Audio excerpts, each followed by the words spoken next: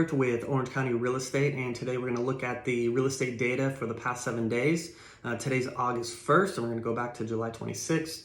We also like to look at the data in the entire United States. We feel like Orange County is a little bit insulated from quick and massive dips. So things that happen in the US may forecast what's going to happen here in Orange County. So that's why we take a look at the entire country.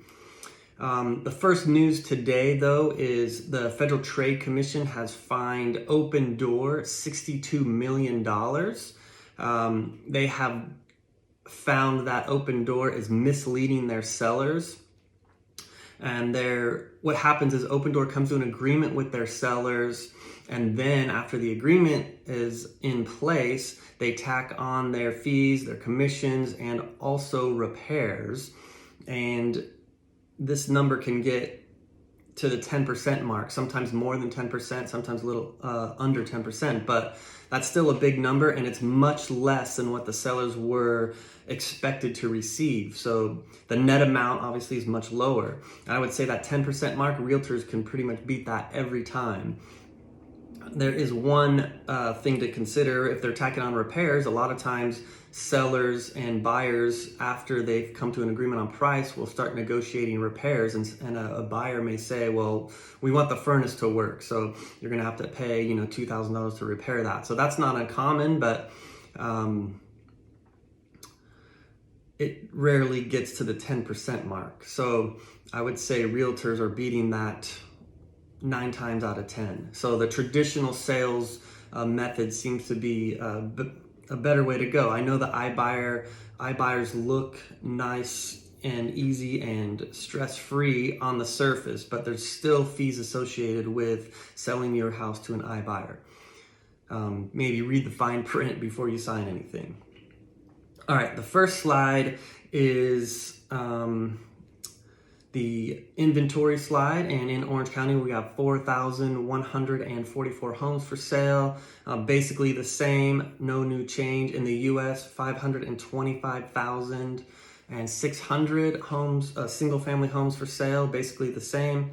And in Orange County, under contract and pending is 2,059. That's gone down slightly, but basically the same. This is normal this time of year to have low activity, just kind of summer/seasonal type activity and slowing. So I'm sure that'll get back up middle of August, near the 1st of September. We'll start getting back to having more activity in the real estate market in both Orange County and the entire country. Next slide is the days on market. So in Orange County, we have median days 28. That's up 1 day from last week. Average is 40 days on market. That's up 1 day from last week. Hardly any change. The outliers are Brea with 17 days on market. Now Brea is a great community. People are attracted to that community for the schools, the overall location, and lots of nice homes there, and new construction in that area as well. You can find lots of new homes too. So it's not surprising that there's good demand still in Brea. And then one of the outliers the other way is Irvine Spectrum, 69 days on market. That was a little bit surprising to me. Jumped up from last week. Around the Irvine Spectrum, lots of new properties, lots of apartment buildings too, lots of condos. So for some reason that has gone up to 69 days.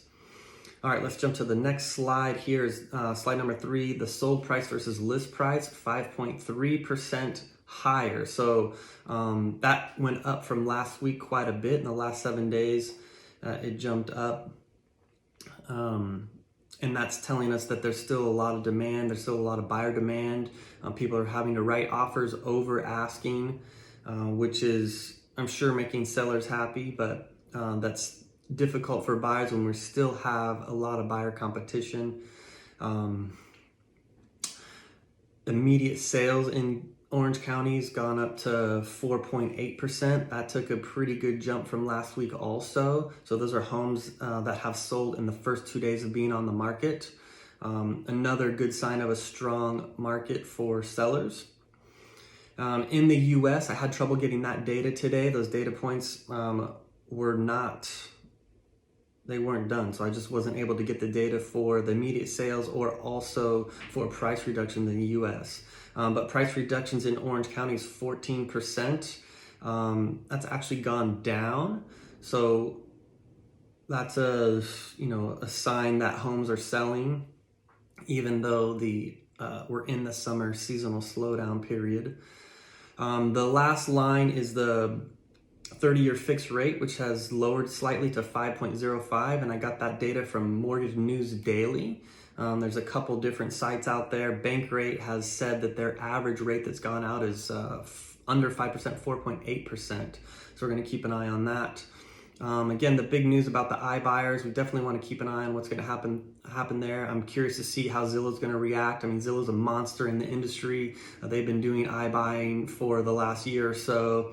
So it'll be interesting to see how they respond. Of course, Opendoor is also a monster in the industry. They've raised over $4 billion the last few years to buy these properties. So $62 million is probably just a little slap on the wrist for them, but we'll see if they change their policy.